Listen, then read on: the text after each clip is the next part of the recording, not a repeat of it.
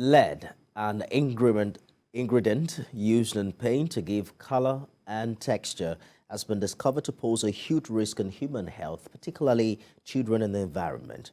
A network of health and environmental organizations, in collaboration with the Federal Ministry of the Federal Ministry of Environment, held a workshop to sensitize citizens, introduce alternatives as well as steps to eliminate lead paints in Nigeria.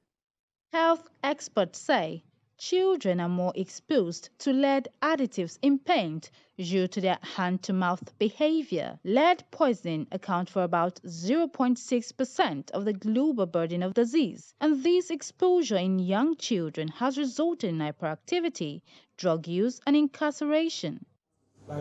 These workshops seek for an end to lead paint products in Nigeria. Thank you so much, very much. Advocates here say nothing to preclude consumer safety, and there is an alternative to lead paint. There are other additives that can do the same thing that lead does in paint and are less toxic. They are not even toxic. So the world decided there's a need to shift to unleaded paints, and that's where we started the campaign. All other alternatives are tested. One, to be non-toxic. Two, their availability is there. Three, they serve the clear role of replacement. The role that lead does in paint, they serve as a very viable alternative. So why shouldn't we move?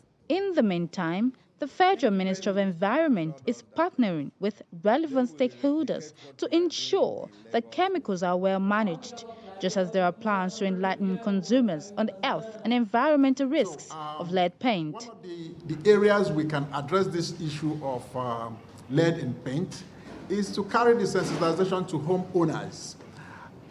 Perhaps as you see somebody constructing, you're trying to educate the owner of the property on the dangers of using leaded paints and to get him to insist on using unleaded paint. I think that will go far.